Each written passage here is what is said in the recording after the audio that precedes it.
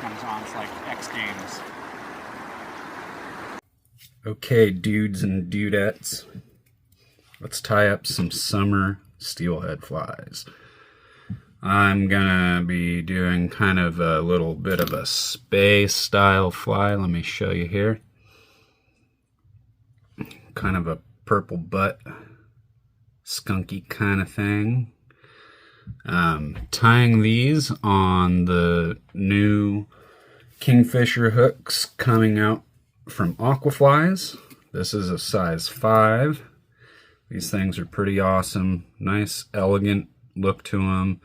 They come with a tiny little micro barb, just like the Aqua Talons or any of our hooks tend to have that tiny micro barb. Super easy to crush off because you do not need a barb.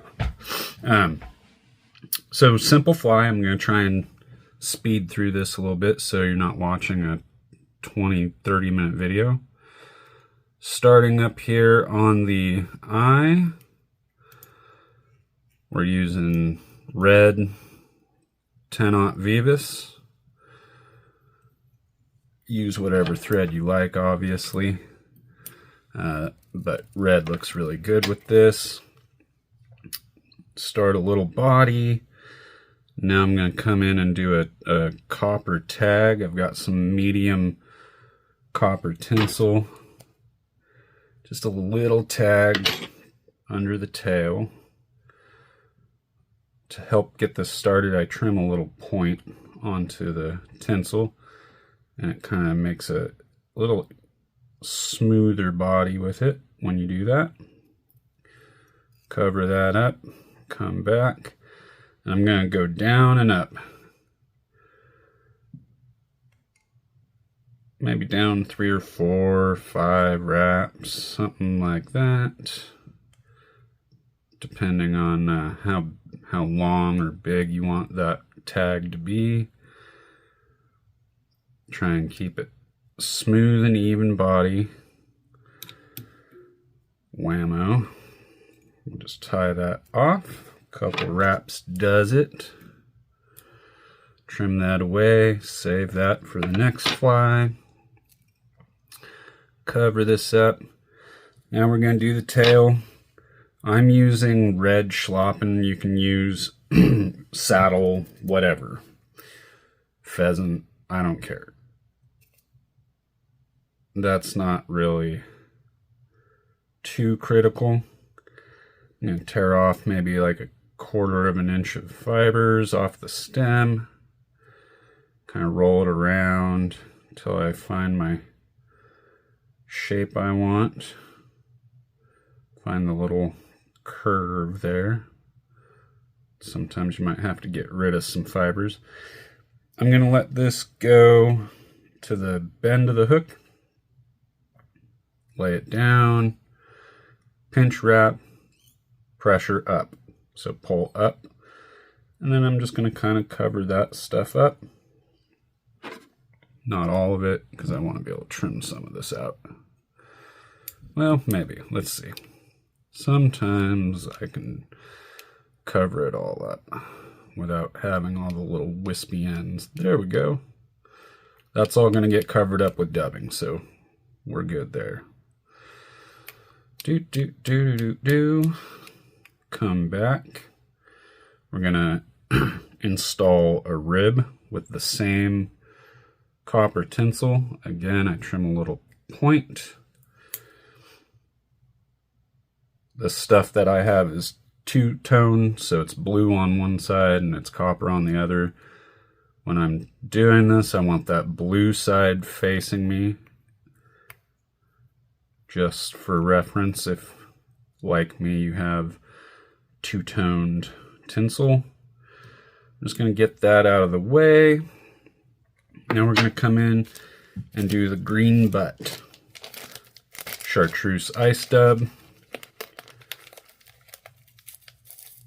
Just a little tiny bat of it, and then I'm going to rip it up a bunch.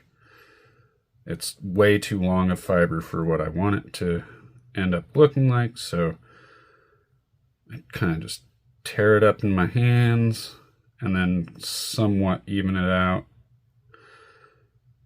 And I'll set that down. That's looking good. Then we're going to start a dubbing loop. So we'll get all the way back here, way back there, and do a loop. Ooh, little squeaker there. My bobbin could use some nose grease. This ice dub, of course, is slick, and this is an unwaxed thread, so I'm going to hit it with a little wax just to make sure everything stays where I want it. Makes for a more secure fly that will last and last and last. There we go. Kind of spread that out. I don't need it huge. I'm going to spin that up nice and tight. Excellent. And then I've got my little brush here, like a cat comb brush, whatever, flea comb. I forget what they call these, like an EP brush.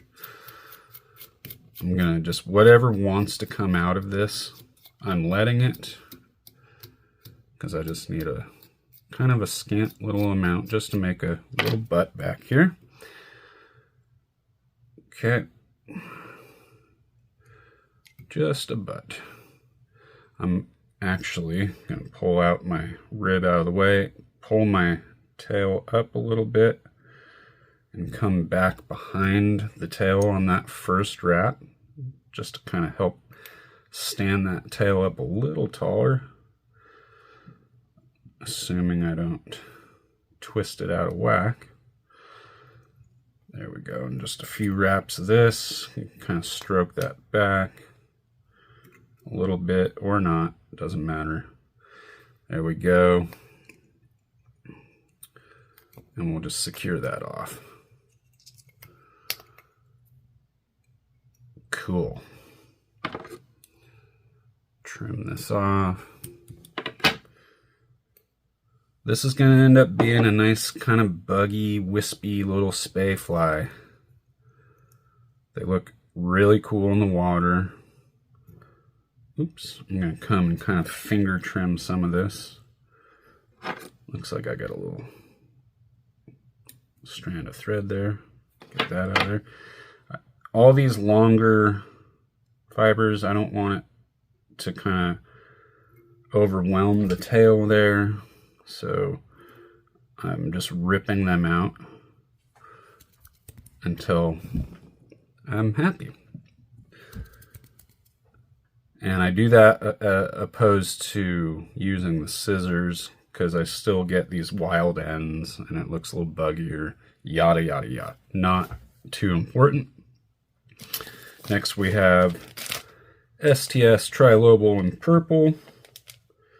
We're going to do the same thing. We're going to pull some out. I'm going to kind of even it up, and then I'm going to cut this in half, even it up a little more, spread it out, and put it in a loop. I'm cutting it in half because the fibers are a little long for what we're trying here. So I'm just going to kind of even it up a little bit. It's not as critical as doing a composite loop fly, because we're going to rib over it and it's going to be fine. Cool. So let's get our dubbing loop started up. Ooh, squeaky. Couple wraps, and bring it all the way forward to your starting point. Wax your thread. Now, if you didn't have STS, or rather if you have purple seal fur and don't mind using it for a fishing fly, that would be my choice there. This would look amazing with some seal fur. Kind of spread it out a little bit, at least enough to make it up to the head there. We're going to spin this tight. Spin it, spin it, spin it. It's a little more full than the Chartreuse was, so I'm going to come and kind of pick this out with a bodkin, or you can use like the hook of the tip end of your whip finisher, whatever. Let's brush this out, getting out any of the excess, because this is a summer steelhead fly. I do want this to kind of be sparse. With these light wire hooks, I want this thing to be able to sink. There we go. Go ahead and give it another little spin just to make sure. And right in front of that green butt, we're gonna start going forward.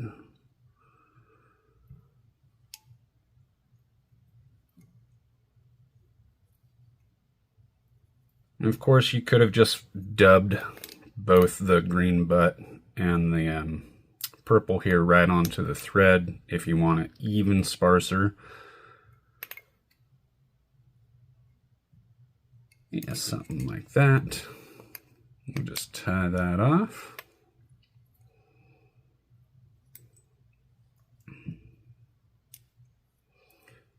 Excellent.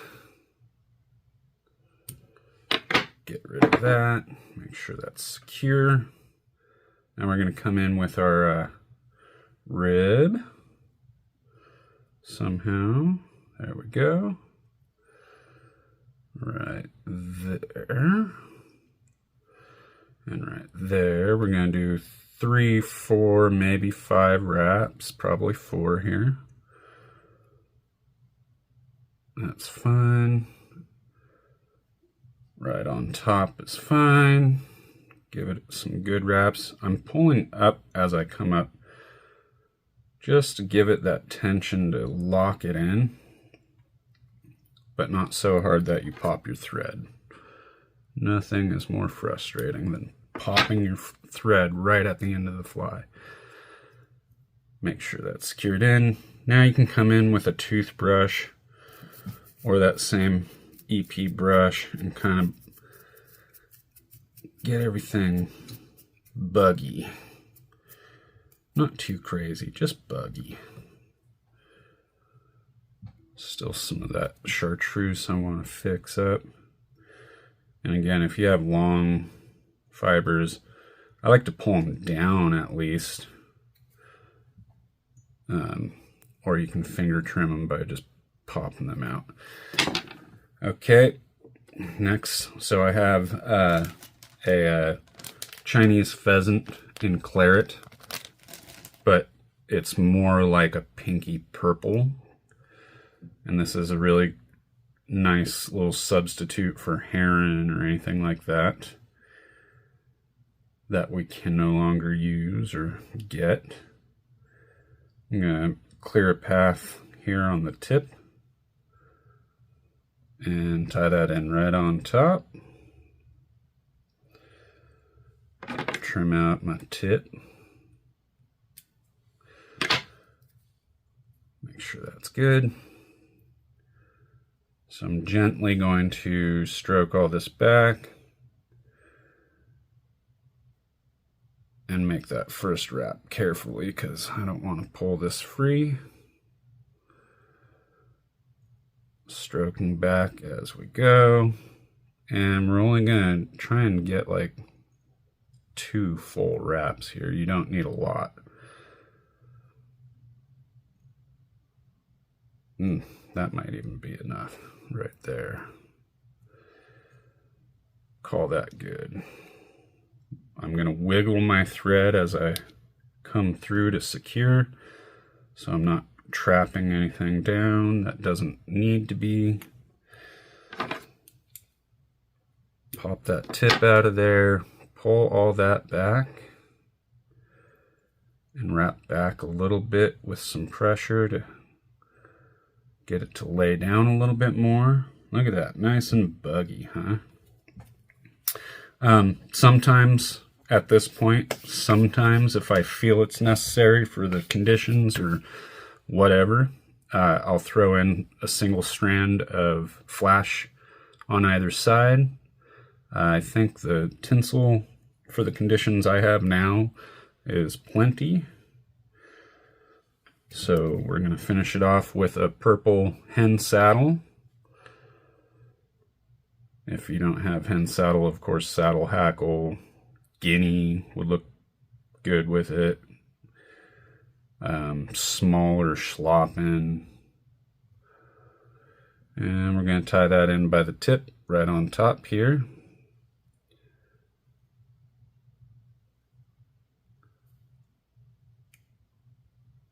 Excellent. Get rid of that little tip.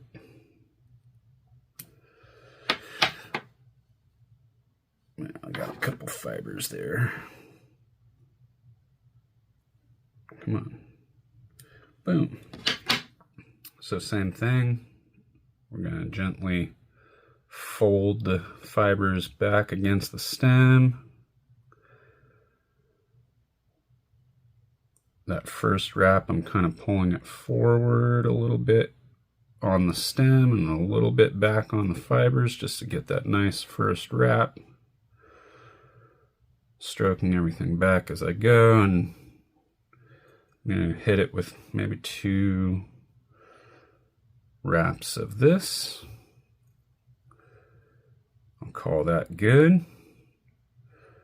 Again, I'm going to wiggle that thread up through there so I'm not unnecessarily trapping things down. Secure that in. Take the excess out. Nice close little cut here. Pull that back and wrap back and start your little, just a nice tiny little head. Boom. Whip finish, glue, and we are out of here. That wasn't too bad, huh? You can tie 1 billion of these up in a night. You can play around with different colors. Black, of course, would be awesome. Little 3-turn whip finish. And then I'm going to hit it with some Loctite, which is awesome stuff. Had the same bottle for almost 1.5 years now, and it hasn't glued itself shut on me. It's the Brush On bottle. Get a little dollop of glue on there, whatever head cement you want to use. That's going to soak into the threads. I'll hit it on the underside. Wham. Great. Let that dry up and hit the river. Cool. Nice little Spey style wet fly. You could add a wing into this if you wanted to, but that's not necessary. These hooks are hitting shops soon. Go ahead and call your local shop, find out what they know. Pick some up, tie some of these things up, and I'll see you on the river. All right, thanks a lot, everyone. Thanks for watching.